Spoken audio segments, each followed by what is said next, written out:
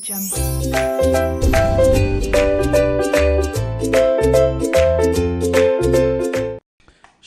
आ जाइए बच्चों, बोर्ड के ऊपर ध्यान देना, कॉन्सेंट्रेट करना अच्छे तरीके से। Let's start. So hello guys, this is Darshan Khare reporting live from wowclass.com। और आज हम बढ़ने वाले हैं आगे, हम देखने वाले हैं next amendment lecture. Last amendment lecture के अंदर हमने पेनल्टीज कवर अप किए थे। जितने ज़्यादा पेनल्टीज के हमारे चेंजेस है, 25 एक अमेंडमेंट हमारे पेनल्टीज के अंदर ही थे और हमने सभी पेनल्टीज को लास्ट अमेंडमेंट लेक्चर में कवर किया था।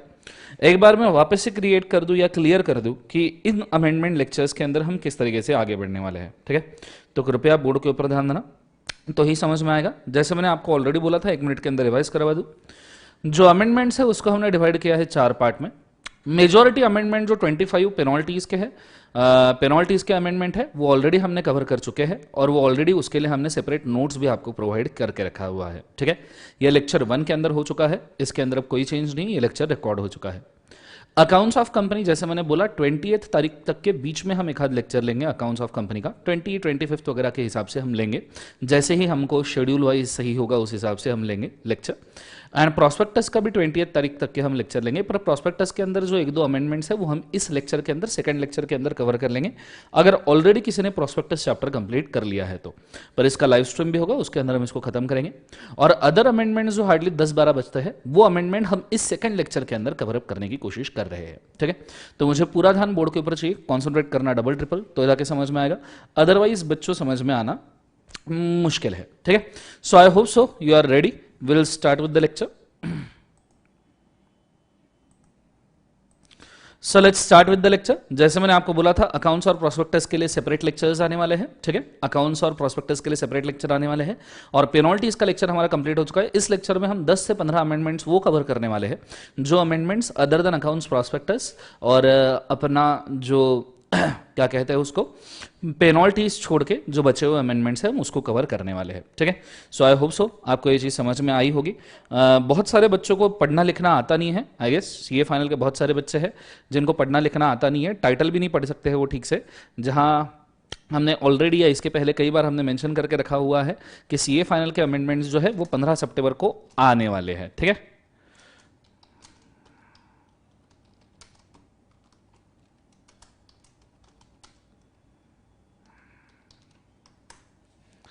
ठीक है, तो ये चीज़ को आपने बड़े अच्छे तरीके से याद रखना है, ठीक है। अरे क्या करूं जीवन के अंदर, मतलब जीवन का सार ही खत्म हो चुका है। मतलब इतना डिक्लेयर कर दिया, 50-60 बैनर बना दिए, सभी ग्रुप के ऊपर पोस्ट कर दिए। कहाँ कहाँ कौन से नींद के अंदर बैठे रहते हैं पता नहीं लोग, ठीक है। ऐसी कौन सी नींद होती है कि 50-60 बैनर डालने के बाद भी तो भी बोला है कि यूट्यूब सब्सक्राइब करो, टेलीग्राम सब्सक्राइब करो, वह सब जगह सब्सक्रिप्शन करके रखो, आएगा लेक्चर आएगा। नहीं नहीं नहीं सर, हम तो लेक्चर में आके, इंटर के लेक्चर में आके सवाल पूछेंगे कि फाइनल का अमेंडमेंट कब आने वाला है। अच्छा लगता है ना सर, वो तो मतलब ऐसे दिल को तसल्ली मिलती है। कैसे कि इंटर के बच्चे को थोड़ा सा हमने टॉर्चर कर दिया ये बोल के कि हम फाइनल के अंदर है, ठीक है। सर आप रूड हो गए हो, थैंक यू सो मच बेटा विक्रमजा, थैंक यू सो मच। बच्चे जितने उल्लू बनते रहेंगे उतना टीचर को रूड बनना पड़ेगा, ठीक है। क्योंकि आप आपके पेरेंट्स का तो नॉर्मली आप सुनते हो नहीं, ठीक है। किसी का अगर आप सुनते हो तो नॉर्मली हम ही लोग बचते हैं, ठीक है। तो जहां जितनी चीजें हम डिक्लेयर कर चुके हैं जिस हिसाब से, उस हिसाब से तो क्या करें, अभी रूड बनना पड़ता है।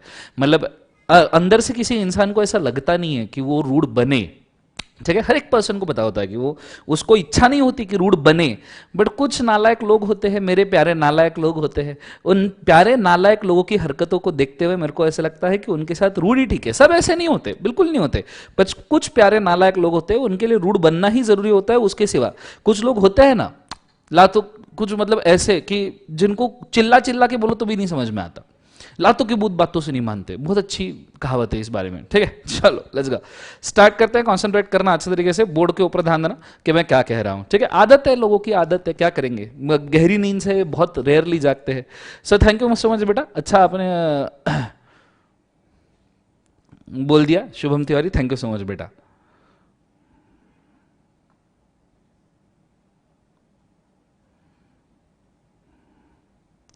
जिंदगी रूड है फिर भी हम डूड है बेटा, शुभम तिवारी, ठीक है। तो Vikram Jha, thank you so much बेटा, लेट्स गो। मतलब ऐसे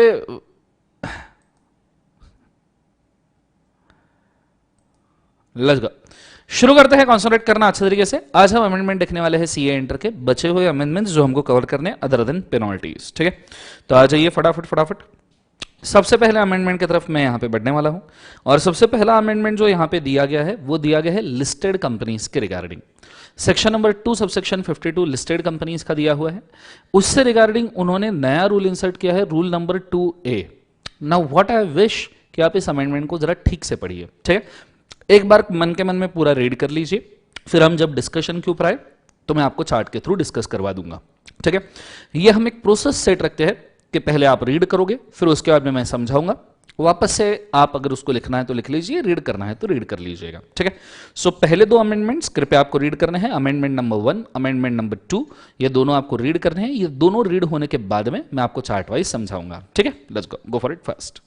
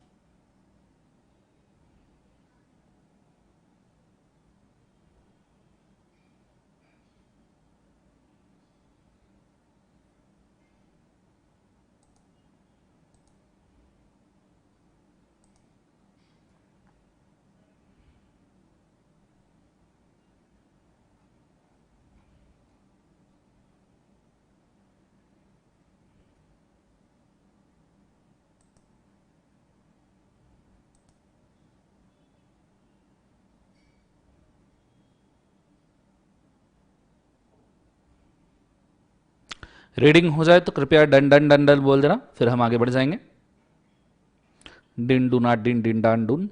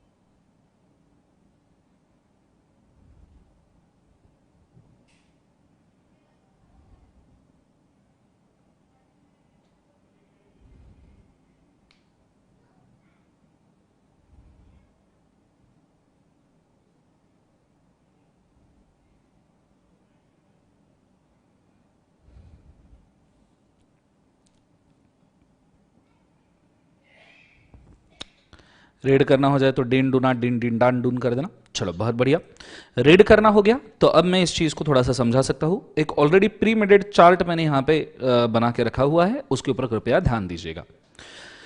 कंपनीज एक्ट के कई सारे ऐसे सेक्शन है बच्चों जो सिर्फ लिस्टेड कंपनीज को एप्लीकेबल होते हैं। लिस्टेड कंपनी या बड़ी कंपनी जो स्टॉक मार्केट के ऊपर लिस्टेड होती है उनको कंपनीज एक्ट के कई सारे सेक्शन सिर्फ एप्लीकेबल होते हैं।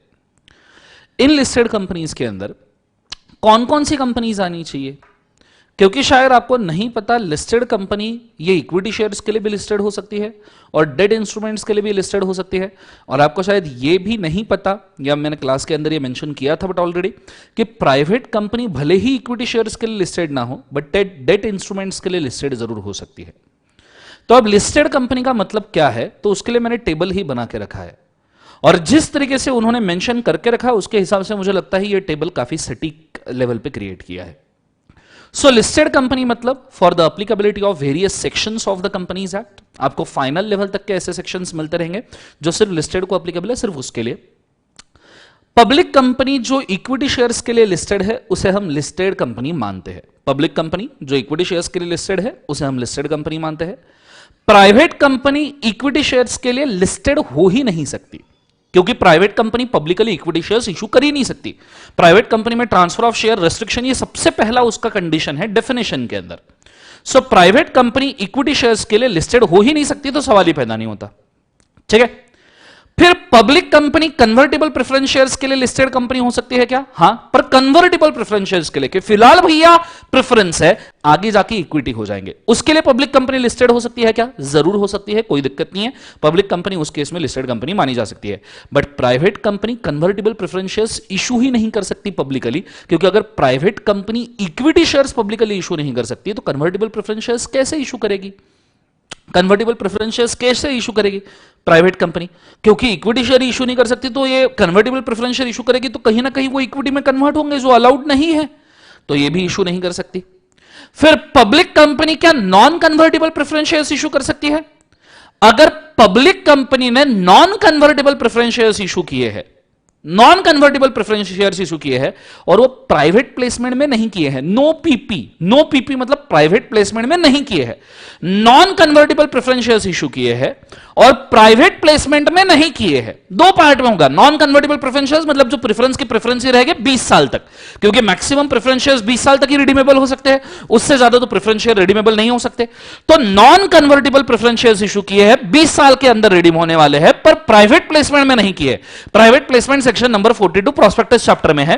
प्राइवेट प्लेसमेंट मतलब स्पेसिफिक ग्रुप ऑफ पर्सन को ही अगर इशू नहीं किया है, पूरे पब्लिक को किया है। प्राइवेट प्लेसमेंट मतलब प्राइवेट ग्रुप ऑफ पर्सन का इशू, कि भैया 10 लोग हैं, उन्होंने लंबे चौड़े लेवल पे हमको फाइनेंस कर दिया, आईसीआईसीआई बैंक है, एचडीएफसी बैंक है, ये सब मिलकर हमको फाइनेंस कर रहे, दो चार बैंक मिलकर हमने उनको भकाल करके प्रेफरेंस शेयर्स दे दिए। Private placement, private group of public है, उनको प्लेस कर रहे हैं हम शेयर्स को।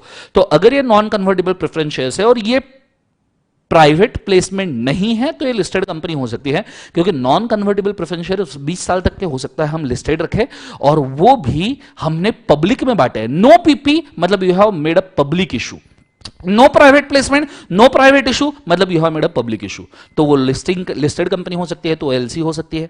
लेकिन नॉन कन्वर्टेबल प्रेफरेंस शेयर्स हमने प्राइवेट प्लेसमेंट में दिए हैं, कि भैया एचडीएफसी बैंक, आईसीआईसीआई बैंक, इन्होंने हमको दे दिया भाई साहब 200 करोड़ रुपए, और हमने शेयर उठा के सिर्फ एचडीएफसी और आईसीआईसीआई को दे दिया, प्राइवेट प्लेसमेंट हो गया। प्राइवेट प्लेसमेंट हो गया तो ये कंपनी लिस्टेड नहीं हो सकती, not a listed company, not a listed company, ये नहीं कर सकते। ठीक है, ये चीज को बड़े अच्छे तरीके से याद रखना। प्राइवेट कंपनी क्या नॉन कन्वर्टेबल प्रेफरेंस शेयर्स ये पब्लिकली इशू कर सकती है क्या? नहीं, तो पब्लिकली इशू नहीं कर सकती तो सवाल ही पैदा नहीं होता, मतलब वो प्राइवेट प्लेसमेंट में कर सकती है, और प्राइवेट प्लेसमेंट में अगर कर सकती है तो यहां अगर वो नॉट लिस्टेड कंपनी है तो यहां पे भी नॉट लिस्टेड कंपनी ही होगा। So can not issue publicly, यहां ग्रीन कलर में मैंने जो लिखा है वो पब्लिक इशू है, नो प्राइवेट प्लेसमेंट मतलब पब्लिक इशू है, पर यहां तो पब्लिकली इशू कर ही नहीं सकता, तो लिस्टेड होने का सवाल ही पैदा नहीं होता। ठीक है, ये चीज को तुमने बड़े अच्छे तरीके से याद रखना, ये थोड़ा ट्रिकी है समझने के लिए, पर वापस एक बार बोलता हूं उनके लिए, सर एक बार और बताओ, सर प्लीज एक बार और बताओ, खास उनके लिए। ठीक है, कि भैया वापस सुनना, पब्लिक कंपनी ने नॉन कन्वर्टेबल प्रेफरेंस शेयर मतलब नॉर्मल प्रेफरेंस शेयर्स इशू किए हैं, बट पब्लिकली इशू किए हैं, प्राइवेट प्लेसमेंट में इशू नहीं किए। नो प्राइवेट प्लेसमेंट मतलब पब्लिकली इशू किए, तो it is a listed company. पर अगर सिर्फ एचडीएफसी आईसीआईसीआई को दिए है तो obviously it's not a listed company, ये उसके लिए लिस्टेड कंपनी नहीं मानी जाएगी, सिर्फ इसीलिए के लिए। हाँ, बाकी इक्विटी वगैरह के लिए लिस्टेड मानी जा सकती है, पर इसके लिए नहीं मानी जाएगी। और प्राइवेट कंपनी तो पब्लिकली प्रेफरेंस शेयर्स भी इशू नहीं कर सकती, तो सवाल ही नहीं है, तो वैसी ही लिस्टेड कंपनी नहीं हो सकती, बात खत्म। ठीक है, उसके बाद में पब्लिक कंपनी ने कन्वर्टेबल बॉन्ड या डिबेंचर इशू किए, कन्वर्टेबल बॉन्ड डिबेंचर जो आगे जाके इक्विटी शेयर में कन्वर्ट होंगे, और पब्लिकली इशू किए भाई साहब, पब्लिकली इशू किए। So can be a listed company, but ये थोड़ा डिस्प्यूटेड है, क्योंकि बॉन्ड और डिबेंचर्स कि स्टॉक मार्केट के ऊपर डेस्ट इंस्ट्रूमेंट लिस्टेड रहते हैं, पर इसको यहां पे बोल रहे हैं लिस्टेड कंपनी। मतलब मेरी कंपनी का नाम है दर्शन इस्पात लिमिटेड, 2000 करोड़ का टर्नओवर, 200 करोड़ का नेट प्रॉफिट, 1 करोड़ का डिविडेंड, फॉर्च्यून 500 में 185th रैंक। हमने स्टॉक मार्केट में डिबेंचर्स इशू करके रखे दर्शन इस्पात लिमिटेड के स्टॉक मार्केट में, जो आगे जाके इक्विटी में कन्वर्ट होने वाले हैं, आगे जाके इक्विटी में कन्वर्ट होने वाले हैं, तो उसको लिस्टेड कंपनी माना जा सकता है। बट बहुत सारे सेक्शंस ऐसे कंपनी को अप्लीकेबल नहीं होते, बहुत rare section debt instrument listed company को अप्लीकेबल होते हैं। ठीक है, यहां मैंने डिस्प्यूटेड क्यों लिखा है, तो मैं इसको स्टार मार्क करके इसका रीजन भी लिखना चाहूंगा बच्चों। ऐसा नहीं कि आपको लॉजिक नहीं बताऊंगा, लॉजिक भी मैं बताऊंगा, क्योंकि बहुत सारे very rare sections, very less number of sections, less number of section, मेरे को रेयर का स्पेलिंग ही याद नहीं आ रहा जीवन के अंदर, so very less number of sections are applicable to public company listed for debt instruments, for debt instruments, debt instruments मतलब बॉन्ड्स, डिबेंचर्स, इसके लिए, ठीक है।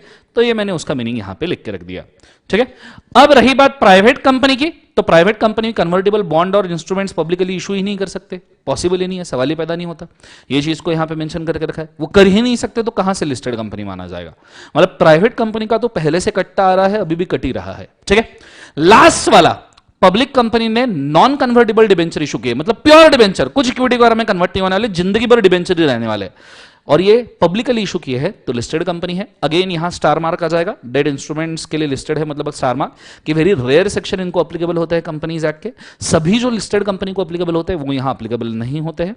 और अगर प्राइवेट प्लेसमेंट के थ्रू किया है, मतलब सिर्फ आईसीआईसीआई बैंक, एचडीएफसी को दिया है लोन के तौर पे कि उनने भयंकर फाइनेंस फेंक के मारो 500 करोड़ का, अब उनको हमको वो लोन करके ट्रीट करना चाहिए, तो हमने उनको डिबेंचर इशू किए प्राइवेट प्लेसमेंट में नॉन कन्वर्टेबल, तो लिस्टेड कंपनी नहीं है, क्योंकि दो ही लोगों को आप डिबेंचर इशू कर रहे हो।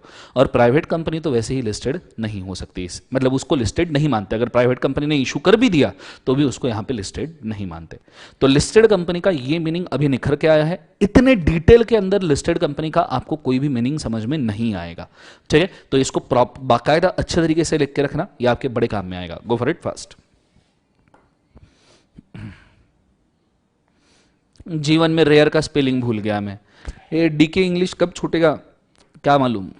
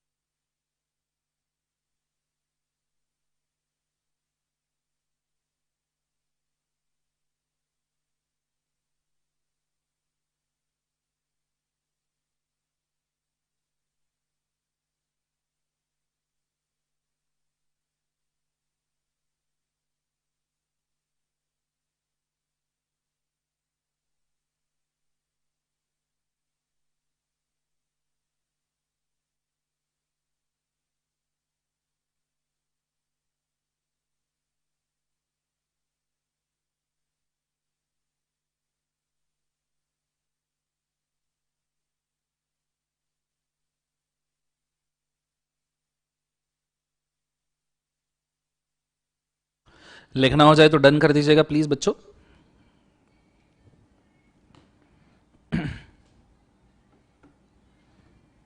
प्लीज डान डीन डून डान।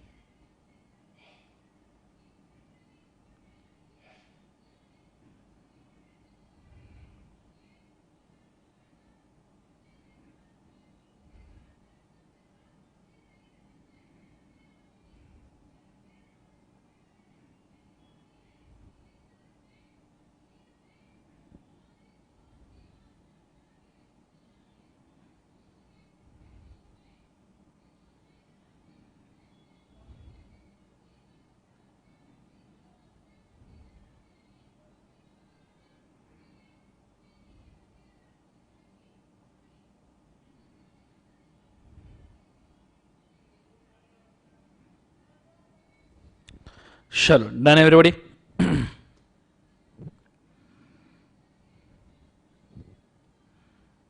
हो गया सबका?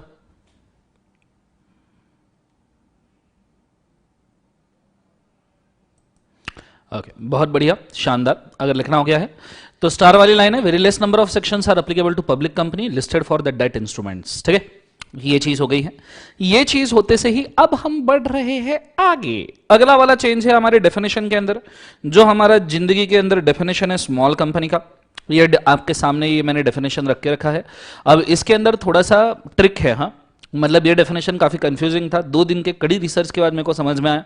हालांकि फास्ट ट्रैक लेक्चर अभी जो सीए इंटर के चल रहे हैं उसके अंदर मैंने कुछ और पढ़ाया है, तो अगर कोई फास्ट ट्रैक लेक्चर देख रहा, फास्ट ट्रैक लेक्चर वाला कोई इसको देख रहा है तो हम इसको करेक्ट करने वाले हैं बेटा फास्ट ट्रैक लेक्चर के अंदर नेक्स्ट इसमें। अभी अगर आप देख रहे हो तो उसके लिए सफिशिएंट चीजें आपको मिल जाएगी। पहले तो मैं चाहूंगा अमेंडमेंट नंबर 3 कृपया आप एक बार रीड कीजिए, go for it fast. Amendment number 3 कृपया एक बार रीड कीजिए।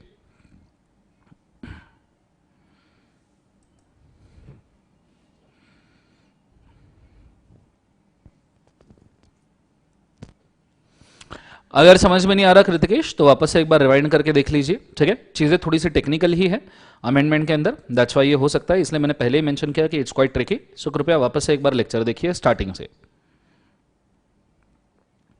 अमेंडमेंट नंबर 3 रीड करना प्लीज।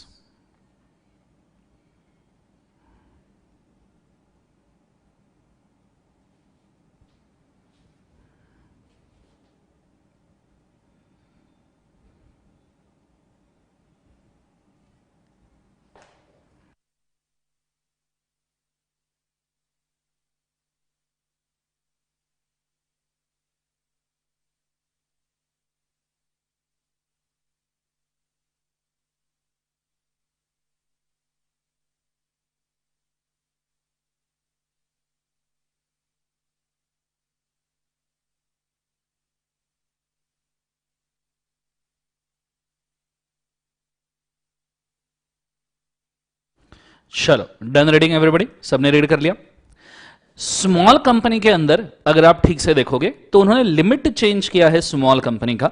जो हमारा लिमिट अभी है उन्होंने डिक्लेयर किया है सेंट्रल गवर्नमेंट की तरफ से कि ₹2 crore and ₹20 crore will be respective limit for the paid up capital and turnover, will be 2 crore and 20 crore respective limit for paid up capital and turnover. अब ये चीज के ना 2 मतलब निकल सकते हैं, ये चीज के 2 मतलब निकल सकते हैं।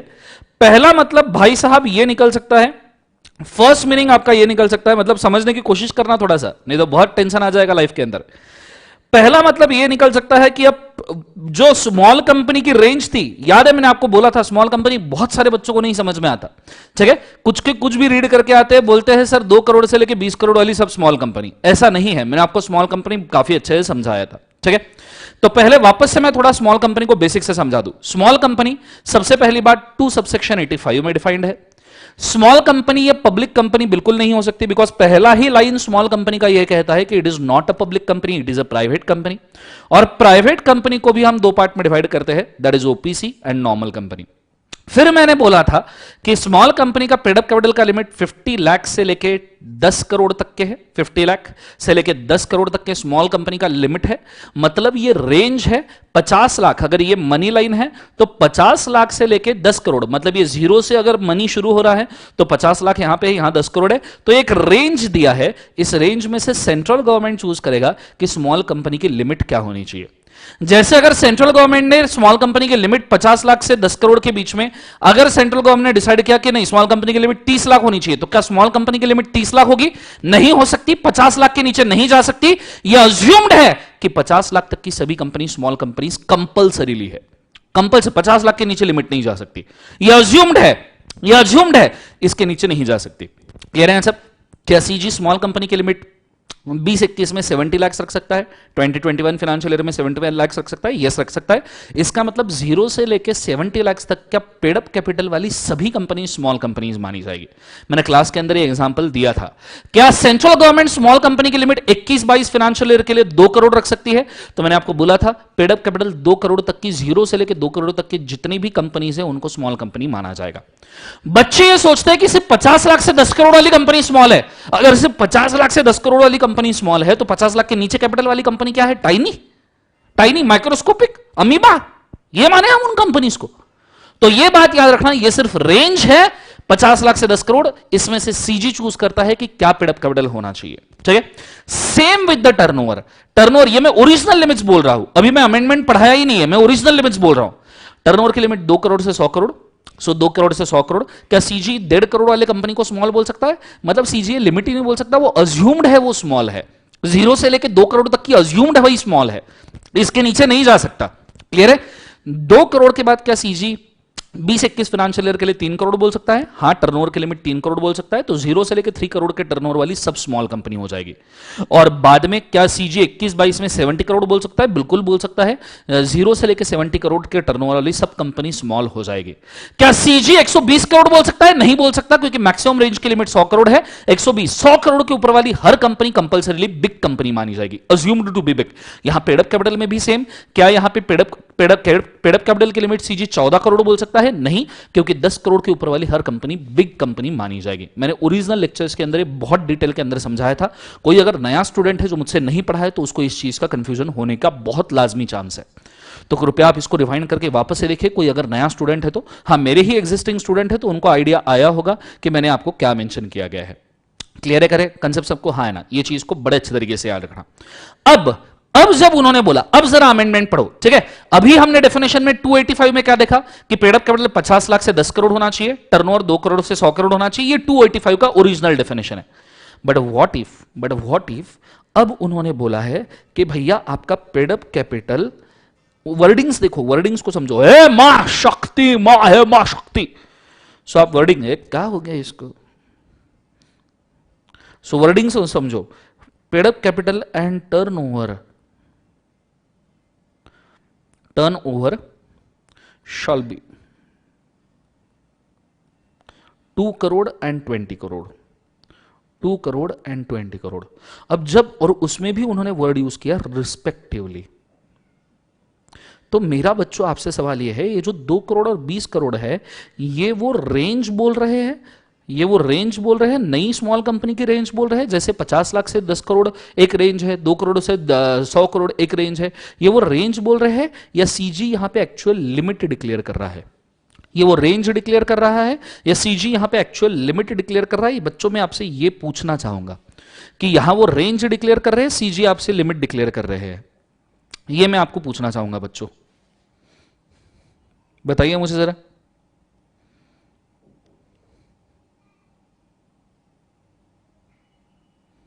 ये वो रेंज डिक्लेयर कर रहे हैं या लिमिट डिक्लेयर कर रहे हैं?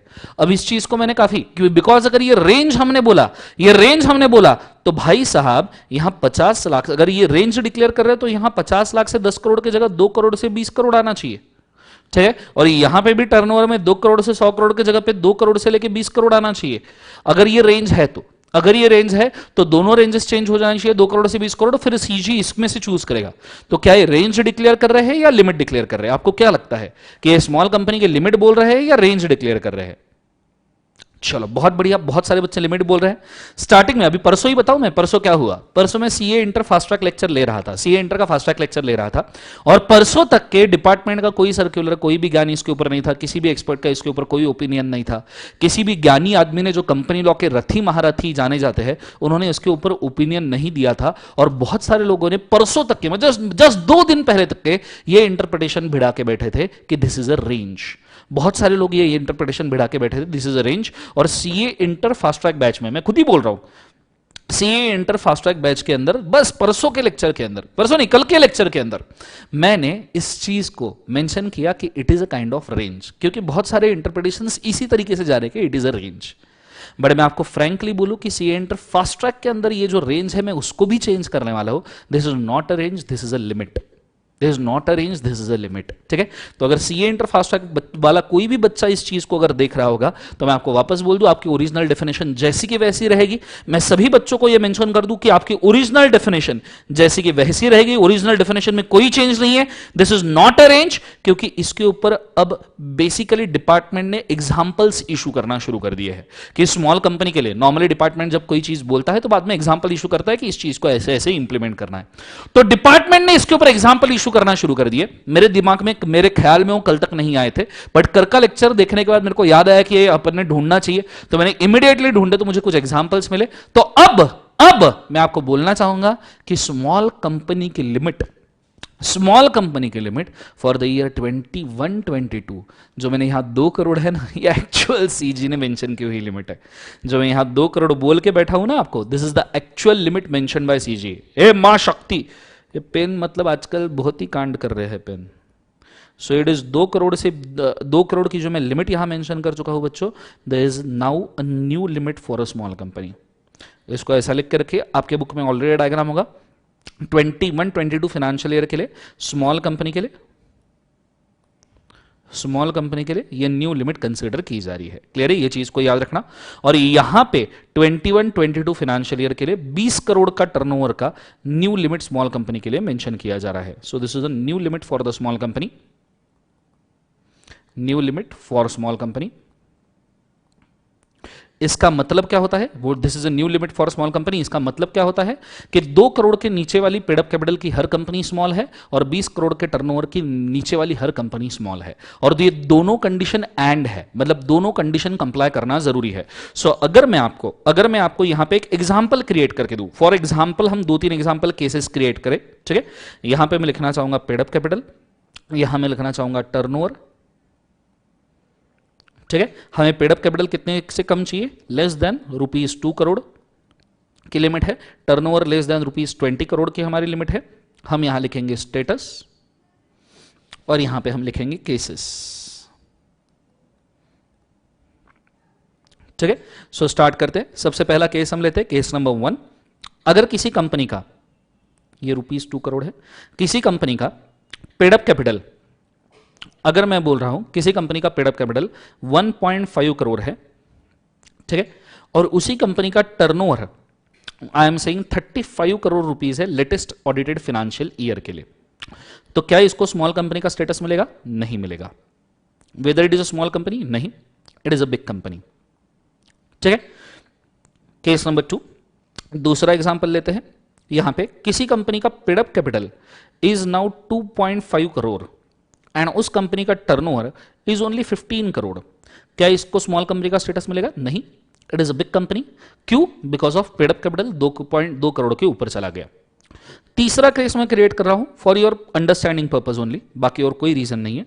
थर्ड केस, कि कोई कंपनी है जिसका पेडअप कैपिटल ना 1.9 करोड़ है, जिसका टर्नओवर इज 19 करोड़ है, तो क्या इसको स्मॉल कंपनी बोला जा सकता है? Yes, it is a small company for the financial year at least 21-22, for financial year 21-22 it is a small company. बाकी दोनों कंपनीज को आज के डेट में बिग कंपनीज बोला जाएगा। ठीक है, तो आई होप सो ये आपको समझ में आया होगा।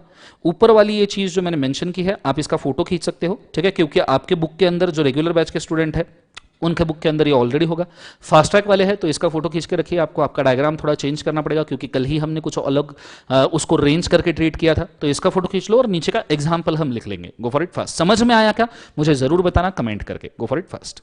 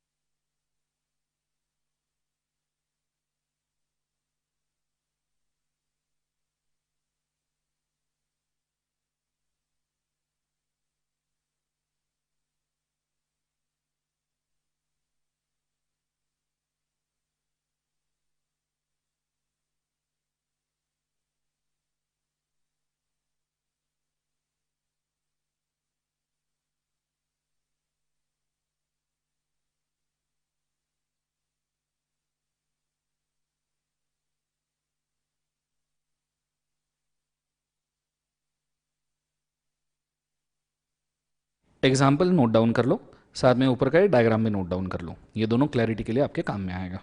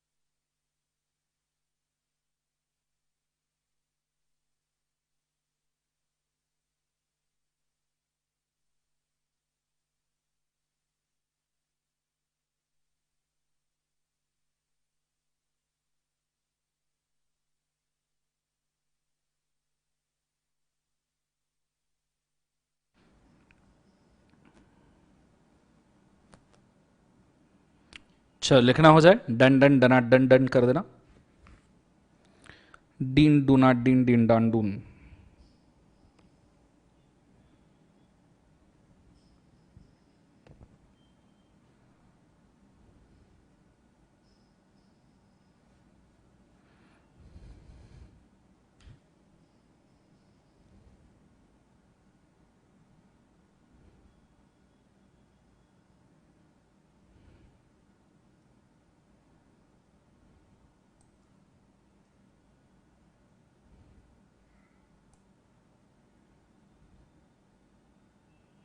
चलो बहुत बढ़िया, शानदार, जबरदस्त, जिंदाबाद। सो अगर आपका लिखना हो गया है तो बहुत अच्छी बात है। यहाँ स्मॉल कंपनी का अमेंडमेंट आपका होता है खत्म। इसके ऊपर इस बार एमसीक्यू आने के चांसेस है, ऐसा मेरे को लगता है, तो इसको जरा याद रखिएगा, ठीक है। स्मॉल कंपनी के ऊपर एमसीक्यू आने के चांसेस है, कृपया इसको याद रखिएगा। अब अगले डेफिनेशन के ऊपर हम जा रहे हैं, दैट इज अमेंडमेंट है टू सबसेक्शन 62 में ओपीसी के लिए। ओपीसी के अंदर पहले जो पेनल्टी दिया होता था, ठीक है, वो पेनल्टी गायब हो चुका है। और दूसरा, पहले ओपीसी के अंदर सिर्फ रेसिडेंट बंदा मेंबर या नॉमिनी बन सकता था, रेसिडेंट बंदा मेंबर या नॉमिनी बन सकता था। अभी रेसिडेंट या नॉन रेसिडेंट कोई भी रहे, ओपीसी में मेंबर या नॉमिनी बन सकता है। और यहां रेसिडेंट का मतलब है जो बंदा who has stayed in India for a period of not less than 120 days during immediately preceding financial year.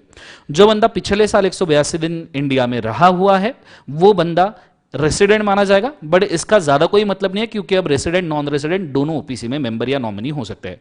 तो साइड में लिखे, बोथ रेसिडेंट और non resident can be member और नॉमिनी इन द ओपीसी। मैंने रेगुलर बैच में ये चीज को ऑलरेडी पढ़ाया हुआ है। Both member and non member, resident and non resident, both resident and non resident. I love you Vijay sir, ठीक है। विजय सर कमेंट सेक्शन में आए, हमारे धन्य भाग जो हम आप हमारे कमेंट सेक्शन में पधारे सर जीवन में, ठीक है। सो बच्चों, both resident and non resident, both resident non resident person can be member and nominee of the OPC. आपको पता है विजय सर ने बर्थडे की जो पार्टी मेरे को देनी चाहिए थी, ठीक है, 28 फरवरी को बंदे का बर्थडे हुआ है, आज तक पार्टी नहीं मिली है, आज तक। मतलब दोस्त रहे तो ऐसे रहे, नहीं ना तो तुमको दोस्ती ना रहे, मैं सच्ची बोल रहा हूं। मतलब जब तक तुम दोस्त को सुसाइड की धमकी ना देते हो, तब तक दोस्त तुमको बर्थडे पार्टी नहीं देगा। ऐसा वाला दोस्त मायने रखता है, ठीक है।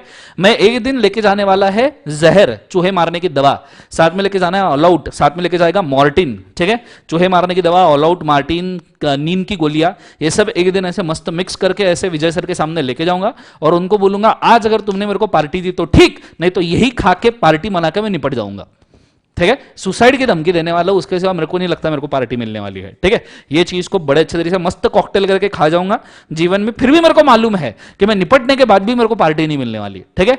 मतलब कोई कोई निपटने के बाद भी पार्टी वार्टी नहीं मिलने वाली, मेरे को पूरा यकीन है, ठीक है। आगे बढ़ते हैं, ध्यान देना, कॉन्सेंट्रेट करना। इतना कमाता है आदमी, इतना कमाता है, एक पार्टी, एक समोसा फेंक के मारने को क्या जाता ना, एक वड़ा पाव फेंक के मारने को क्या जाता, नहीं, पर नहीं देंगे, देंगे ही नहीं। लिवर, किडनी, गुर्दा, कलेजा, फेफड़ा सब हमारा जब तक खत्म नहीं हो जाता तब तक ये पार्टी नहीं देंगे, बिल्कुल नहीं देंगे। मैं, मेरे जैसा दिलदार आदमी चाहिए जीवन के अंदर, क्या बोलूं मैं तुमको, ठीक है। सो अब रेसिडेंट नॉन रेसिडेंट दोनों अपन आते भाई लॉ में अपने जीवन के अंदर कुछ नहीं, या आदमी इतना टैक्स के अंदर इतना ये हो गया है जीवन के अंदर कि ये एक्सपेंडिचर मानता ही नहीं कि कोई एक्सपेंसेस वगैरह करने चाहिए करके। क्या बताऊं मैं तुमको, फिर भी टैक्स स्लैब रेट सरचार्ज के अंदर पहुंच गया आदमी कमा कमा के, बट यहां 1 रुपए गवर्नमेंट को 50-50 70-70 लाख का टैक्स पे करेंगे, पर मेरे को पार्टी नहीं देंगे जीवन के अंदर। क्या बोलूं मैं तुमको, जाने दो, आगे बढ़ते हैं, स्टार्ट करते हैं, ध्यान देना। सो बेसिकली अगर मैं आपको बोलूं तो यहां पे ओपीसी जो है उसके अंदर रेसिडेंट नॉन रेसिडेंट दोनों बंदे मेंबर और नॉमिनी हो सकते हैं, ये चीज को याद रखना। और रेसिडेंट का मीनिंग है 120 दिन या उससे ऊपर जो पिछले फाइनेंशियल ईयर में रहा है उसे हम रेसिडेंट कहते हैं, ठीक है। ये चीज को आपने टिक कर लेना, क्लियर है। ऑप्शंस में आ सकता है, एमसीक्यूज में आ सकता है। अगला सेक्शन है section number 8 non profit making organization का। ये पेनल्टी हमारा ऑलरेडी हो चुका है, हमने पेनल्टी के चार्ट्स के अंदर इसको ऑलरेडी कंप्लीट कर लिया है, ठीक है। उसके बाद में रेक्टिफिकेशन ऑफ नेम, हाँ रेक्टिफिकेशन ऑफ नेम में एक अच्छा चेंज आया है। अगर आपको रेक्टिफिकेशन ऑफ नेम का चार्ट याद है तो मैं आपको स्टिल दिखाना चाहूंगा, अगर आपको याद भी है फिर भी दिखाना चाहूंगा, क्योंकि तुम मेरे प्यारे नालायक हो। मेरे को मालूम है कि गजनी को भी 15 मिनट याद रहता है, पर तुम्हारा उतना भी चांस नहीं है जीवन के अंदर कि तुमको 15 मिनट भी याद रहेगा। तो मेरे को मालूम है, मैं तुम्हारी भावनाओं को समझ सकता हूं। तुमको तुम्हारी गर्लफ्रेंड बॉयफ्रेंड याद नहीं रहते, तुमको सिर्फ कैलकुलेटर और बुक से प्यार होता है, तुमको गर्लफ्रेंड बॉयफ्रेंड याद नहीं रहते। ये चेंज इन नेम कहां से याद रहेगा, तुम खुद के नाम भूल चुके हो जीवन के अंदर पढ़ते पढ़ते, ठीक है। तुमको ये चेंज इन नेम कहां से याद रहेगा, तो आ जाइए जीवन के अंदर, बड़े अच्छे से ध्यान देना। अगर आपको याद होगा तो नाम का रेक्टिफिकेशन 2 तरीके से हो सकता है। इसके ऊपर एक पेनल्टी भी था जो हमने देख लिया है, नीचे का पेनल्टी चेंज हो गया था, अब वो नहीं रही, हमने देख लिया है। पर एक और अमेंडमेंट है चेंज इन नेम में, रेक्टिफिकेशन ऑफ नेम में। अगर एग्जिस्टिंग सिमिलर नेम है तो चेंज करने के लिए 3 महीने मिलते हैं, एग्जिस्टिंग सिमिलर नेम है तो चेंज करने के लिए 3 महीने मिलते हैं, और आइडेंटिकल ट्रेडमार्क वगैरह है तो चेंज करने के लिए 6 महीने मिलते थे, चेंज करने के लिए 6 महीने मिलते थे। पर मैंने रेगुलर बैच में भी आपको ये मेंशन करके रखा हुआ था कि अब ये लिमिट 6 महीने से चेंज होकर ये भी 3 मंथ्स ही हो चुकी है, ये भी 3 मंथ्स ही हो चुकी है। अब ये लिमिट 6 मंथ्स की नहीं रही, ये लिमिट भी 3 मंथ्स हो चुकी है for the change in the trademark. Concept समझ में आ रहा है, जो सिमिलर ट्रेडमार्क से कोई नाम है तो उसको भी चेंज करने के लिए सिर्फ 3 मंथ्स ही मिलते हैं। सो अगर आपका नाम है फिर भी 3 मंथ्स, आपका ट्रेडमार्क है फिर भी 3 मंथ्स, याद रखने के लिए काफी आसान, ठीक है। तो आपका ये कोई चार्ट होगा तो उसमें चेंज कर लो फटाफट फटाफट। और इस साइड अमेंडमेंट हमने देके रखा है, उस अमेंडमेंट को आप यहां पे रीड कर लो कि 3 मंथ्स 6 मंथ्स का 3 मंथ्स हो गया है, किस तरीके से होगा एक बार रीड कर लो, गो फॉर इट फास्ट।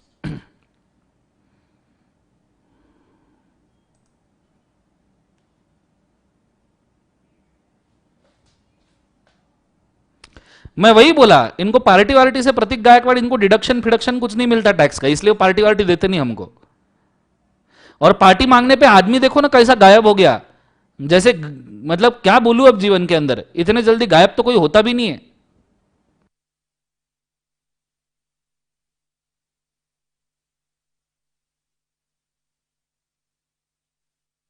इतनी जल्दी तो एक्समैन का गायब होने वाला हीरो भी गायब नहीं होता। हमने रेगुलर बैच के अंदर ये 3 महीने का अमेंडमेंट ऑलरेडी अमेंड करवा के दिया था, अगर आपको याद होगा तो। फिर भी बीच में कुछ बच्चे थे, कुछ मेरे प्यारे नालायक बच्चे थे जो इधर उधर टेस्ट वेस्ट पेपर देके आए जीवन के अंदर और मेरे को भेज दिया, सर तुमने ये तो पढ़ाया नहीं।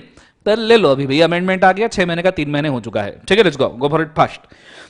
फिर उसके बाद में रेक्टिफिकेशन ऑफ नेम के लिए पहले पेनल्टी था, ये पेनल्टी हमारा हो चुका है, पेनल्टी के टेबल के अंदर हमने इसको कंप्लीट कर लिया है, आप चेक कर सकते हो। अगले इसके ऊपर जाते हैं, कंटेंट ऑफ प्रोस्पेक्टस के अंदर चेंज है सेक्शन नंबर 26 के अंदर, ये भी पेनल्टी था, ये भी हमारा पेनल्टी चेंज हो चुका है सेक्शन नंबर 26 का प्रोस्पेक्टस चैप्टर का। हालांकि प्रोस्पेक्टस चैप्टर में एक और बार हम जाएंगे तब इसको देखेंगे। नीचे सेक्शन नंबर 40 का अमेंडमेंट था, वो भी हमारा पेनल्टी के हमारे इसके अंदर हो चुका है। फिर उसके बाद में सेक्शन नंबर 48 में, सेक्शन नंबर 48 जो है वेरिएशन, अच्छा यहां तक आप पहुंच चुके क्या, सेक्शन 40 तक पहुंच चुके क्या, भागना नहीं है, आराम आराम से जाएंगे, कोई घाई नहीं है। 40 तक पहुंच चुके क्या, 40 तक के मतलब आपका section number 16 rectification of name का पेनल्टी, सेक्शन नंबर 26 का पेनल्टी एंड 40 का पेनल्टी ऑलरेडी हमने पेनल्टी के चार्ट में कवर कर लिए हैं। कृपया एक बार पेनल्टी का चार्ट जो हम लास्ट अमेंडमेंट लेक्चर में देखे उसको चेक कीजिए कि ये तीनों प्रेजेंट है क्या, मुझे हामी दीजिए यस सर वहां पे प्रेजेंट है, हमने देखा है, फिर ही मैं आगे बढ़ूंगा, ठीक है। प्लीज बताइए पेनल्टी के चार्ट में हमने ये तीनों कवर किए हैं क्या, तीनों पेनल्टीज, सेक्शन 16 का, सेक्शन नंबर 26 का एंड सेक्शन नंबर 40 का। कृपया एक बार हामी भरिए, फिर उसके बाद में आगे बढ़ेंगे बच्चों।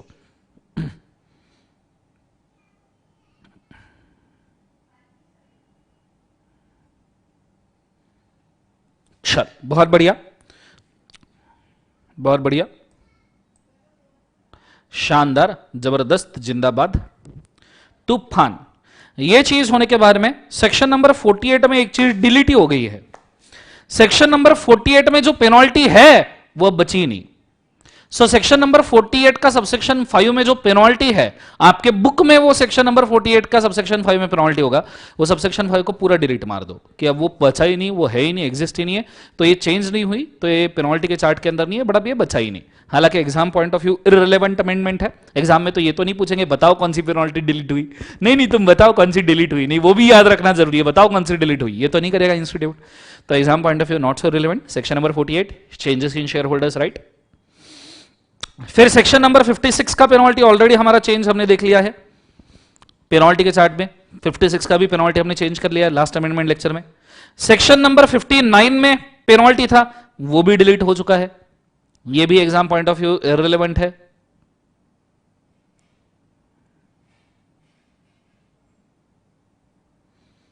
वो भी होगी ये तो नहीं पूछने वाले, तो इसको टेंशन ना लेना। आगे बढ़ते हैं। Section number 62 further issue of capital में एक चेंज आया है, अमेंडमेंट थोड़ा सा इंपॉर्टेंट है, थोड़ा सा, बहुत ज्यादा नहीं।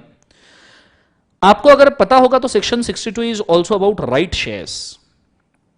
राइट इशू ऑफ शेयर्स पता है? एनीवन कैन टेल मी कि राइट इशू ऑफ शेयर्स क्या होता है? जरा कमेंट सेक्शन में, जो भी जीडीपीडी में या फिर नॉर्मली बाद में भी लेक्चर देख रहा है, जरा मुझे बताइए कमेंट करके कि राइट शेयर्स का मतलब क्या होता है। Can you please tell me right share का इशू क्या होता है? एनीवन?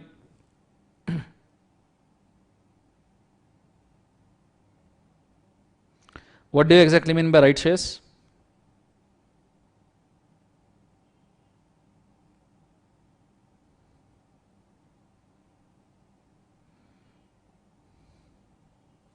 बोलो बोलो। जीवन के अंदर एग्जिस्टिंग शेयर होल्डर्स को, बहुत बढ़िया, डिस्काउंटेड प्राइस पे शेयर इशू करना is right share. Free of cost issue नहीं करना, नालायक, उसे बोनस कहते हैं। लो प्राइस पे इशू करना इज राइट शेयर। हाँ गुड, बोले फ्री ऑफ कॉस्ट इशू करना, बच्चे पहुंच गए बोनस में। अब अगर राइट शेयर्स जो था ना, वहां पे ऑलरेडी एक लिमिट था राइट शेयर्स के अंदर, 15 डेज का लिमिट था, नॉट एक्सीडिंग 30 डेज का लिमिट था राइट शेयर्स के अप्लीकेशन के लिए। मैंने आपको इसका एग्जांपल भी दिया था कि राइट इशू ओपन करने के बाद में जिन भी शेयर होल्डर्स को ये चाहिए, अगर 1 जून 2025 को आपने राइट शेयर इशू ओपन किया, 1 जून 2025, 1 जून 2025 को तुमने अगर राइट इशू ओपन किया, तो 15 जून 2025 तक तुमको एप्लीकेशन एक्सेप्ट करना कंपलसरी है, और मैक्सिमम आप उसको 30 जून 2025 तक एक्सेप्ट कर सकते हो। आपको 15 दिन मिनिमम उसको ऑन रखना है और 30 दिन मैक्सिमम ऑन रखना है। ये जो टाइम लिमिट है, इस टाइम लिमिट के अंदर अब इंस्टीट्यूट ने नया वर्डिंग, इंस्टीट्यूट ने, डिपार्टमेंट ने नया वर्डिंग ऐड किया है, 15 डेज और such a lesser number of days as may be prescribe. मतलब सीजी चाहे तो ये 15 डेज को और रिड्यूस कर सकता है। सीजी बोल सकता है फॉर एग्जाम्पल, वैसे अभी ऐसा है नहीं, पर सीजी बोल सकता है कि भैया सिर्फ 10 डेज, मतलब सीजी ने अगर सिर्फ 10 डेज बोला, तो मैं एग्जाम्पल के तौर पे बोल रहा हूं कि आपका राइट इशू ओपन हुआ, लिख के रखिएगा इसको, आपका राइट इशू ओपन हुआ ऑन 1 जून 2025 को ओपन हुआ, और सीजी ने बोल के रखा है 10 डेज, तो आपको उसको मिनिमम ओपन रखना पड़ेगा, आपको उसको मिनिमम ओपन रखना पड़ेगा टिल 10th ऑफ जून 2025, और आप उसको मैक्सिमम ओपन रख सकते हो एप्लीकेशन लेने के लिए टिल 30th जून 2025। इसके बीच में आप कभी भी उसको बंद कर सकते हो, can close during these days. मतलब आपको लगा सफिशिएंट नंबर ऑफ एप्लीकेशन आ चुके हैं, तो can close during these days. तो सीजी ये 15 दिन का जो लिमिट है वो कम करवा सकता है अगर सीजी को सही लगा तो। ठीक है, तो मैं चाहूंगा इसको लिख के रखिए, गो फॉर इट फास्ट। समझ में आया क्या? मुझे जरूर बोलिएगा। बहुत शानदार, जबरदस्त, जिंदाबाद बच्चों, सबने सही आंसर दिया है कि एग्जिस्टिंग शेयर होल्डर्स को जब हम देते हैं shares at lower price, discounted price, तो उसको राइट इशू कहते हैं।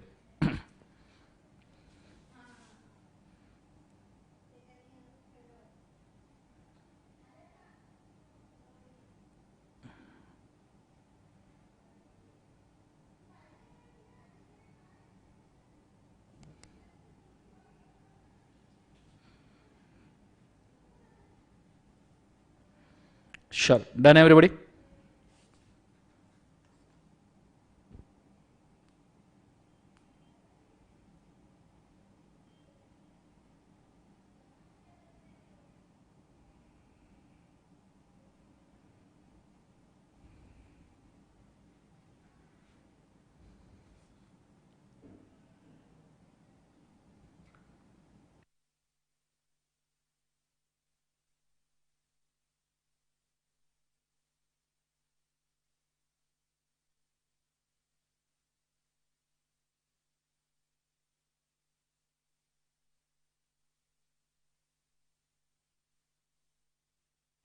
Sure done. 30 डेज की लिमिट रिमूव नहीं हो गई है। बहुत सारे बच्चे यहां पे पूछ रहे 30 डेज की लिमिट रिमूव हो गई क्या? नहीं, बुक में देखो, अमेंडमेंट में देखो, 30 डेज अभी भी लिखा हुआ है। मिनिमम लिमिट सिर्फ लोअर हो सकती है, ये उन्होंने बोला है। 30 डेज मैक्सिमम लिमिट सेम रहने वाली है। लिखना हो जाए डन कर दीजिएगा।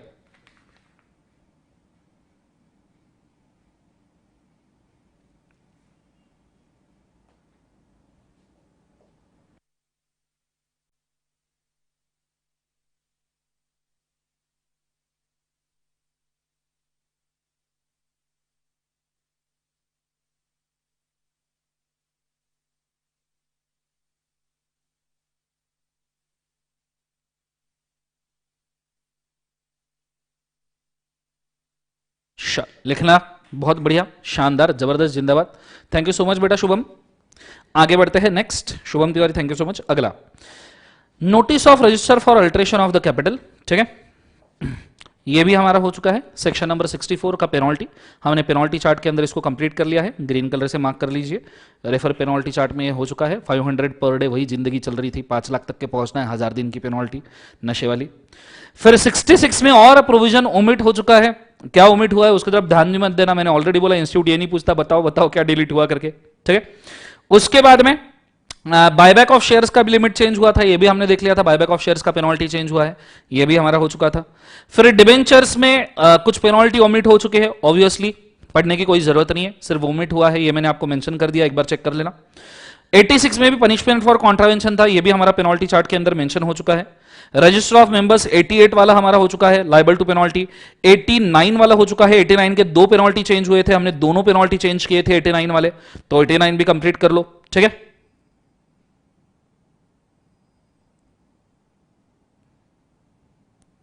ठीक है। अब 89 के इस तक पहुंच चुके क्या मुझे बताओ, पेज नंबर 1.9 पे अमेंडमेंट 22 तक तुम पहुंच चुके क्या, ये बताओ। 21 तक के बाकी सब पेनल्टीज के चार्ट के अंदर लास्ट लेक्चर में कवर हो चुके हैं। सो 22 तक पहुंचा क्या मुझे जरा बताइए पहले please. Are you on amendment number 22? Yes करके कमेंट कीजिएगा। बाकी सब पेनल्टी के चार्ट में पीछे हो चुके हैं।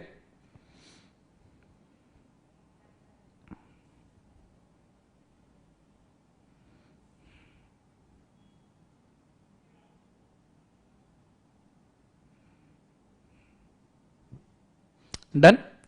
अब यहां पे एक नया अमेंडमेंट है, ये पेनल्टी में कवर नहीं किया था, कंटेंट अमेंडमेंट है, मैं पढ़ता हूं सबसेक्शन नंबर 11 का। बोला है after subsection 10 following subsection shall be inserted, namely नया सबसेक्शन डाला गया है। नया सबसेक्शन है, न्यू सबसेक्शन है, चाहिए तो लिख के रखिए कि it is a new provision inserted या न्यू सबसेक्शन एडेड, मतलब बाद में आपके काम में आएगा। न्यू सबसेक्शन एडेड हो सकता है एग्जाम के अंदर इसके ऊपर सवाल पूछा जाए।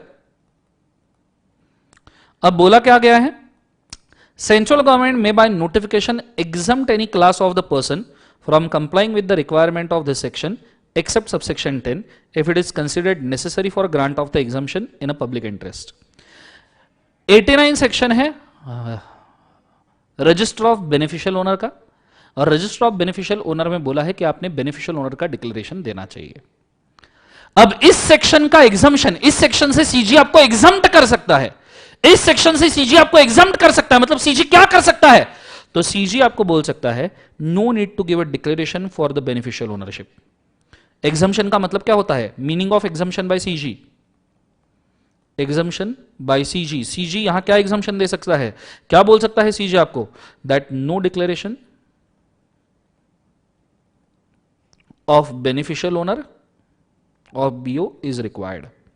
ये आपको सीजी बोल सकता है। फॉर एग्जाम्पल मैंने मेरे बेटे के नाम पे शेयर्स परचेज किए, निलय के नाम पे मैंने शेयर परचेज किए। निलय अभी छोटा है, 2 साल का भी होना बाकी है, मैंने शेयर्स लिए निलय को गिफ्ट किए, मैं कर सकता हूं, कोई दिक्कत नहीं, मैंने उसके ऊपर टैक्स वैक्स बाकायदा पे किया था, मैं निलय का फ्यूचर सिक्योर करने के लिए, एजुकेशन के लिए उसके नाम पे शेयर कर दिए। अब ऐसे सिचुएशन में सीजी बोल सकता है कि भाई अगर तुमने तुम्हारे बेटे वगैरह के नाम पे शेयर किया है जो ऑलरेडी माइनर है और जिसके ऊपर तुमने टैक्स पे कर दिया है, तो कृपया उसका बेनिफिशियल ओनर का डिक्लेरेशन देने की जरूरत नहीं है। ये सीजी यहां पे बोल सकता है, ठीक है, कि भैया रहने दो, आप खुद ही के नाम पे शेयर रखो, कोई दिक्कत नहीं है, बच्चा अभी भी माइनर है, तुमने उसको गिफ्ट किया है, टैक्सेस वगैरह प्रॉपर पे किए हैं, कोई दिक्कत नहीं, आप बिंदास्त डिक्लेरेशन से बच सकते हो। तो ये एग्जम्पशन यहां पे प्रोवाइड किया गया है, ठीक है। तो ये चीज को आपने बड़े अच्छे तरीके से याद रखना, ठीक है। ये चीज होने के बाद में अब मैं बढ़ रहा हूं आगे, नेक्स्ट वाले सेक्शन के ऊपर बढ़ रहा हूं। Section number 23 investigation beneficial ownership, इसका पेनल्टी ऑलरेडी हमारा हो चुका है। Section number amendment number 23 section number 90 का ऑलरेडी पेनल्टी हो चुका है पेनल्टी चार्ट में।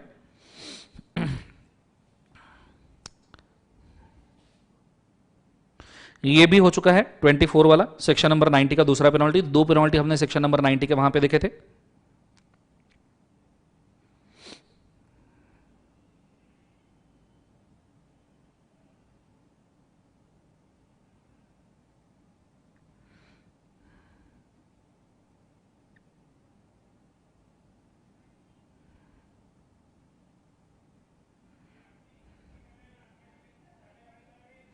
चलो डन, यहां तक पहुंच चुके। Are you on amendment number 25? मुझे एक बार बताइए आप अमेंडमेंट 25 के ऊपर हो क्या, कृपया please. Are you on amendment 25? अगर आप अमेंडमेंट 25 पे हो तो कमेंट के अंदर 25 कोट कीजिएगा प्लीज, चैट के अंदर 25 कोट कीजिएगा एवरीबडी फटाफट।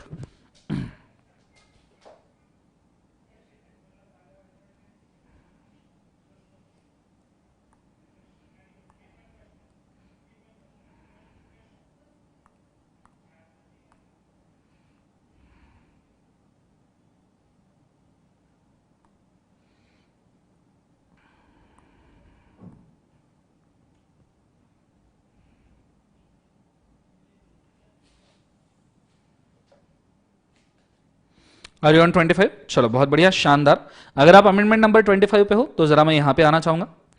आपके मैनेजमेंट एडमिनिस्ट्रेशन चैप्टर के अंदर सेक्शन नंबर 92 है एनुअल रिटर्न्स का, और हमने ऑलरेडी पढ़ा है एमजीटी फॉर्म नंबर 7 हम यूज करते हैं एनुअल रिटर्न फाइल करने के लिए, एंड एमजीटी फॉर्म नंबर 8 उसके अंदर सीएस का सर्टिफिकेशन आता है, और उस एनुअल रिटर्न का एक्सट्रैक्ट हम देते हैं, extract of annual return in board report, ठीक है, वो हम देते हैं। Extract of annual return in board report हम देते हैं, ये सुनो, वो हम देते हैं एमजीटी 9 में। अब यहां पे नया एनुअल रिटर्न का ई फॉर्म ऐड हुआ है, आप आपके ई फॉर्म के टेबल में भी लिख सकते हो, एनुअल रिटर्न फॉर, ऐसा लिख के रखो, मेरे को थोड़ा सा इंक कम करना पड़ेगा, आप ऐसा लिख सकते हो, annual return for normal company is equal to MGT7 and annual return for OPC and small company etc is equal to MGT7A। नया ई फॉर्म आया है, एमसीक्यूज में पूछ सकते हैं, स्टार मार्क करके रखना। एनुअल रिटर्न नॉर्मल कंपनी का MGT7 में आएगा और MGT7A के अंदर OPC स्मॉल कंपनी का एनुअल रिटर्न आएगा। एक तो यहां आप ऐसा लिख के रखिए, एक तो आप यहां ऐसा लिख के रखिए, और यहां आप लिख रहे हो तो ऑब्वियसली ये चीज को पढ़ लीजिए कि ओपीसी के लिए अब नया एनुअल रिटर्न का फॉर्मेट आया है। कौन कौन सी कंपनीज के लिए आया है? Person, one person company, small company shawl file in MGT 7A, ठीक है, ये चीज को बड़े अच्छे तरीके से याद रखना। नया ई फॉर्म आया है MGT 7A।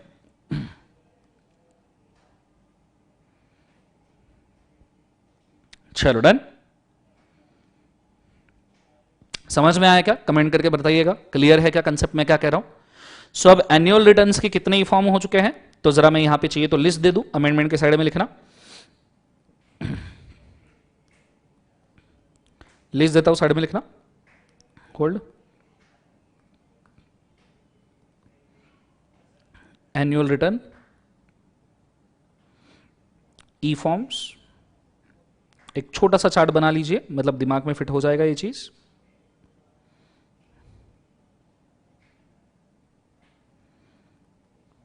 MGT7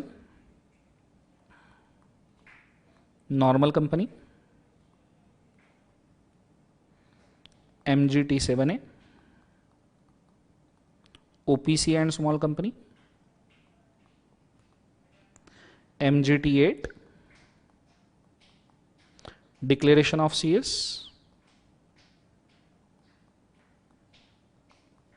MGT9 extract in board report,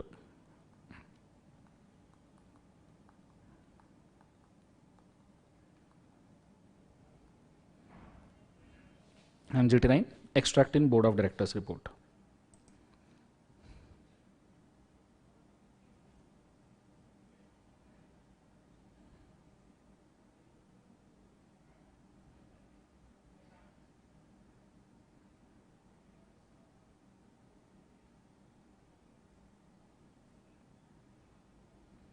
लिख लीजिए, लिखना हो जाए डन बोल दीजिएगा प्लीज।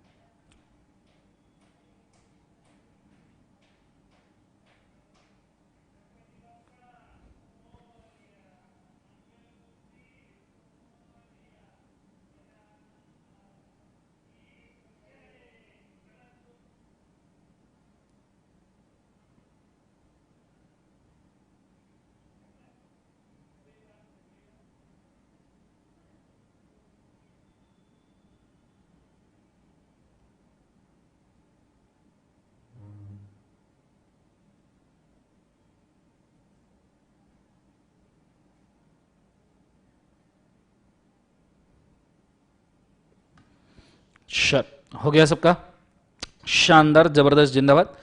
उसके बाद आती है बच्चों एनुअल रिटर्न की पेनल्टी। एनुअल रिटर्न की पेनल्टी हम ऑलरेडी देख चुके हैं, तो इसको टिक कर लेना। Annual return penalty is already done, ठीक है, बड़े अच्छे से, ठीक है। कंपनी सेक्रेटरी की भी जो पेनल्टी है एनुअल रिटर्न की, वो भी हमारी हो चुके हैं, दोनों पेनल्टीज कंप्लीट 27 वाली। फिर एनुअल रिटर्न का कंटेंट चेंज हुआ था, ये भी हमने पेनल्टी चार्ट के साथ लास्ट अमेंडमेंट लेक्चर में ही देख लिया था, 28। मैंने ये मार्किंग भी करके रखा है आपको एनुअल रिटर्न के लिए, क्योंकि ये इंपॉर्टेंट था, तो हमने 28 भी कर लिया है। फिर प्रॉक्सीज की पेनल्टी 105 में चेंज हुई थी, ये भी हमारी पेनल्टी चेंज हो चुकी है, हमने अमेंडमेंट लेक्चर के अंदर लास्ट लेक्चर में देखा था। एनुअल रिटर्न का रिपोर्ट का भी पेनल्टी हमारा चेंज हो चुका है, सॉरी जनरल मीटिंग का सेक्शन नंबर 117 का भी हमारा पेनल्टी चेंज हो चुका है, वो भी हमने कंप्लीट किया है। फिर एनुअल जनरल मीटिंग में सेक्शन नंबर 117 में एक प्रोवाइडेड दैट प्रोविजो ऐड हुआ है,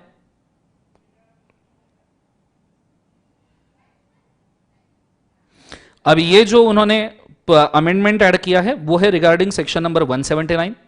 यह अमेंडमेंट आपको समझ में भी नहीं आएगा और सीए इंटर के लिए रिलेवेंट भी नहीं है, क्योंकि आपको जो सेक्शन अप्लीकेबल है सीए इंटर के लिए नॉट रिलेवेंट है, क्योंकि आपको जो सेक्शन अप्लीकेबल है वो 148 तक के ही अप्लीकेबल है, ये सेक्शन 179 है। फॉर योर नॉलेज आप इतना लिख सकते हो, 179 is about powers of board meeting, CA final पे सेक्शन आएगा, तो इसको सिर्फ इतना लिख के रखिए, 179 is about powers of board meeting. Amendment number है 31, सेक्शन नंबर है 117, 179 is about powers of board meeting.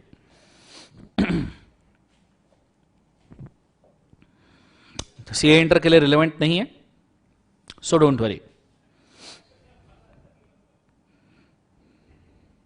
ठीक है। फिर 124 का अनपेड डिविडेंड अकाउंट का भी हमारा जो पेनल्टी का अमेंडमेंट था वो हो चुका है, कि अगर आपने लेट डिविडेंड ट्रांसफर वगैरह किया, ये भी हमने देख लिया है। 128 में मेंटेनेंस ऑफ अकाउंट्स के लिए जो पेनल्टी लगना चाहिए था वो हमने डालना है, और अकाउंट्स के जितने भी सेक्शन हैं वो वैसे भी पेनल्टी वाले तो हो चुके हैं, और 128 से लेके 138 के जितने भी अमेंडमेंट्स हैं लंबे चौड़े जो भी है, हम उसके लिए सेपरेट लेक्चर लेने वाले हैं, उसको सेपरेट लेक्चर में कवर करने वाले, ये मैंने आपको ऑलरेडी मेंशन करके रखा हुआ है, ऑलरेडी मैंने मेंशन करके रखा हुआ है। तो सीधा आपको अमेंडमेंट नंबर आना है, अकाउंट्स ऑफ कंपनी का सेपरेट लेक्चर होगा, अगले 10-15 दिन के अंदर ही होगा, तो उसका कृपया देख लेना, उसको स्किप मत करना, बहुत इंपॉर्टेंट है। पर अकाउंट्स ऑफ कंपनी पूरा एक लेक्चर में होना चाहिए या एक सीरीज में होना चाहिए, इसलिए हमने उसको रखा हुआ है। तो आप आ जाइए अमेंडमेंट नंबर 45 पे, रेजिग्नेशन एंड रिमूवल का सेक्शन 140 का अमेंडमेंट था, ये भी हमारा हो चुका है पेनल्टी के चार्ट में, आप चेक कर सकते हो। एक बार 45 तक के सभी अमेंडमेंट आपने चेक कर लिया क्या, मुझे एक बार बोलना। अकाउंट्स ऑफ कंपनी छोड़ दे, क्योंकि अकाउंट्स ऑफ कंपनी के लिए सेपरेट लेक्चर आने वाला है, तो 140 तक के सभी अमेंडमेंट चेक कर लिए क्या, मुझे बोलना, अमेंडमेंट नंबर 45 तक के।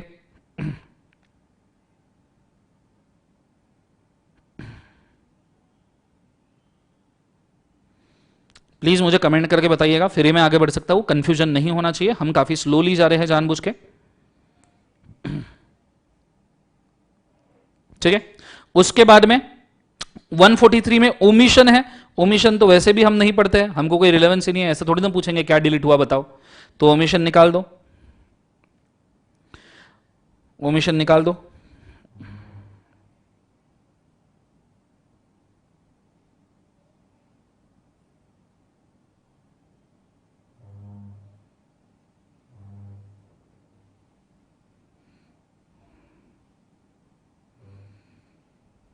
ठीक है। अब उसके बाद में 143 के अंदर तीन चार छोटे छोटे अमेंडमेंट आए हैं। अमेंडमेंट नंबर 47 पे आ जाइए। ठीक है, तीन चार छोटे छोटे अमेंडमेंट आए हैं, इनको हमको रीड करना जरूरी है, बड़े अच्छे से बोर्ड के ऊपर ध्यान देना। एक बार रीड कर लेते हैं। Where the management has represented that, ये 143 किसका है?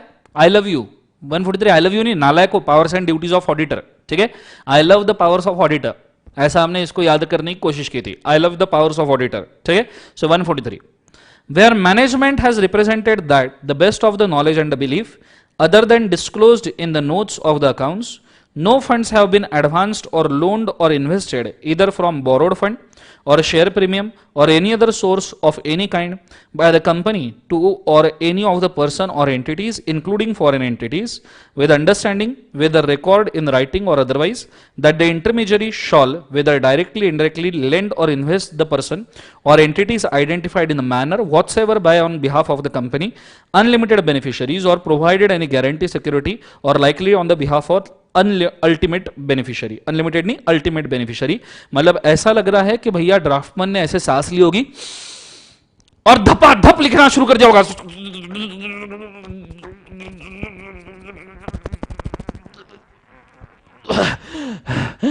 एक सेंटेंस में लिखा है भाई साहब, एक सांस में पूरा अमेंडमेंट बोला है। क्या है जीवन के अंदर ये अमेंडमेंट? कैसा अमेंडमेंट है ये? क्यों करते हैं ऐसा? दो छोटे छोटे पॉइंट बनाओ जीवन के अंदर, अच्छे से दो बच्चे पढ़ पाए ऐसा दो, टॉर्चर हो ऐसा मत दो। नहीं बोले मैं एक सांस लूंगा और एक सेंटेंस में सब खत्म करूंगा। अलग लेवल के भाई ना नशे, अलग लेवल के। आफ्टर क्लॉज डी ये क्लॉज ई डालना है बोले। तो चलो इसके साइड में नोट लिख लो, मैं जो बोल रहा हूं उसको लिख लो। ये तो वैसे भी घंटा आपको समझ में नहीं आने वाला है। ठीक है, लिख लो, नोट में लिख लो तो समझ में आएगा।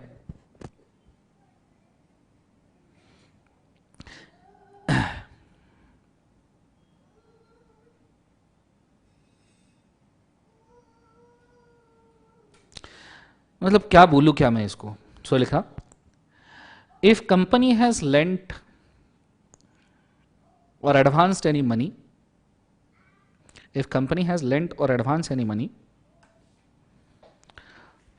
To any person, to any ultimate beneficiary, if company has lent advance any money to any ultimate beneficiary और intermediary,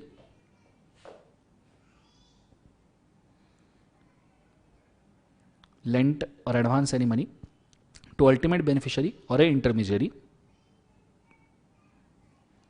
to ultimate beneficiary or a intermediary, to best of their knowledge, to best of their knowledge, management shall declare everything, management shall declare anything, everything, including guarantees also, including guarantees also, including guarantees also, full stop.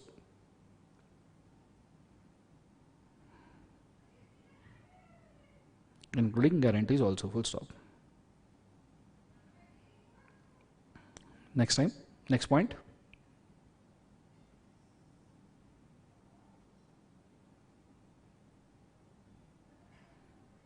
Auditor shall check it wisely.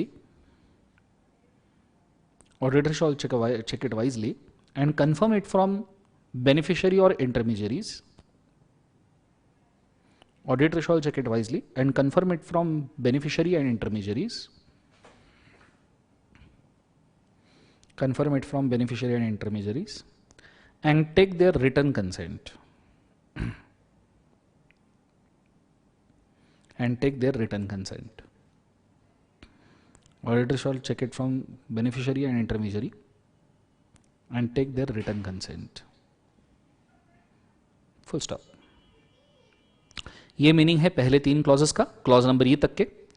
दूसरा लिख लिया सबने, done. दूसरा, अगर company ने dividend declare किया है तो एज पर सेक्शन 123 है, ये मेंशन करना है, विच इज काफी इजी। ठीक है, और where a company uses accounting software for maintenance of the books of accounts, उसके अंदर ऑडिट ट्रेल होना चाहिए। ऑडिट ट्रेल होना चाहिए मतलब फैसिलिटी होना चाहिए, चीजें रिसर्च करते आनी चाहिए, ठीक है, चीजें रिसर्च करते आनी चाहिए, ऑडिट ट्रेल होना चाहिए और स्टार्टिंग से लेकर एंडिंग तक लिंक लगना चाहिए कि किस किस तरीके से आपने अकाउंटिंग किया है, ठीक है। फॉर एग्जाम्पल आपने पहले कोई एंट्री मार दी, आपने उसको चेंज करके दूसरे एंट्री मार दी, आपने उसको चेंज करके तीसरे एंट्री मार दी, तो ऐसा नहीं होना चाहिए आपकी सीधी लास्ट वाली एंट्री दिख रही है, जो आपने बीच में गलत एंट्रीज मारी है वो भी दिखनी चाहिए। This is called as normally audit trail, और एंड का रिजल्ट भी दिखना चाहिए। तो यहां ऑडिट ट्रेल के रिगार्डिंग आप इसको थोड़ा सा लॉग बोल सकते हो, एडिट लॉग। जैसे आप इंस्टाग्राम के पोस्ट के ऊपर कभी पोस्ट करते हो, फोटो पोस्ट करते हो, नीचे टैगलाइन डालना भूल जाते हो, तो बाद में एडिट करके आप वापस टैगलाइन डालते हो, ठीक है। कभी आप मैसेज भेजते हो तो वापस एडिट करके वापस एडिटेड, और बाद में आप अगर एडिटेड वगैरह के ऊपर क्लिक करो तो वहां समझ में आता है कि आपने क्या चेंजेस किए हैं। उसी को कहा जाता है ऑडिट ट्रेल। क्या आपने अगर कोई एंट्रीज में चाहिए, मतलब अगर आपने कोई फ्रॉडुलेंट एंट्री पहले पास कर ली, बाद में आपको ऐसा लगा यार ये फ्रॉड छुपाने के लिए इतना काफी नहीं होगा और एंट्री पास करना है, तो आप एक और एंट्री पास करोगे, तो उसको ऑडिट ट्रेल मेंटेन होना चाहिए, ठीक है। अगर ये मेंटेन नहीं हुआ तो आपके खिलाफ पेनल्टी लग सकती है, ये यहां पे बोला गया है, ठीक है। ये चीज को आपने याद रखना। फिर नेक्स्ट वाला है 143 के अंदर ही ऑडिट ट्रेल के लिए सॉफ्टवेयर उन्होंने मेंशन किया है वापस से कि भाई ऑडिट ट्रेल का एक वापस से उन्होंने दिया है, और वो ऑडिटर के लिए अवेलेबल होना चाहिए। कोई भी आपने चेंज किया है, रिकॉर्ड के अंदर करेक्शन किया है, वो ऑडिटर को दिखना चाहिए कि पहले ओल्ड क्या था और न्यू क्या है, ठीक है। फिर उसके बारे में अगला वाला मेंशन किया है penalty for the powers and duties of auditor, ये हमारा हो चुका है, ठीक है। हमने पेनल्टी के लेक्चर के अंदर लास्ट लेक्चर में देखा है। फिर पनिशमेंट फॉर कॉन्ट्रावेंशन 147 भी हो चुका है, और उसके बाद में पनिशमेंट फॉर कॉन्ट्रावेंशन 148 भी अपना हो चुका है, ठीक है। तो ये दोनों हमारी चीजें हो चुके हैं, और यहां पे सब्सटेंशियली हमारे अमेंडमेंट होते हैं खत्म। आइडिया क्लियर है मैं क्या कह रहा हूं? ये चीज को बड़े अच्छे तरीके से आपने याद रखना। Yes sir, repeat first. क्या रिपीट फर्स्ट? अब मैं भूल गया मैंने कौन सा सेंटेंस बोला था। अगर आपको नहीं समझ में आया तो एक आधे दोस्त को पूछ लीजिएगा जो इस ऑडिट के लेक्चर में, या फिर रिवाइंड करके देख लीजिएगा। मैं भूल गया मैंने सेंटेंस कैसे कंस्ट्रक्ट किया था। अब वापस नया सेंटेंस बोलूंगा तो जो लिखा है वो भी कंफ्यूज होंगे, उससे अच्छा रिवाइंड कीजिए और देख लीजिए, ठीक है। तो यहां पे बच्चों खत्म होता है आपका अमेंडमेंट, एक्सेप्ट फॉर आपका प्रोस्पेक्टस चैप्टर, जिनको लाइव स्ट्रीम में ही पढ़ना है, जिनको एग्जिस्टिंग लेक्चर पढ़ने ऑलरेडी डाल चुका हूं मैं यूट्यूब के ऊपर, एक बार चेक करना। और जिनको अकाउंट्स ऑफ कंपनी कोड भी हो जाएगा यूट्यूब के ऊपर, उसके लिए कृपया टेंशन ना ले, ठीक है।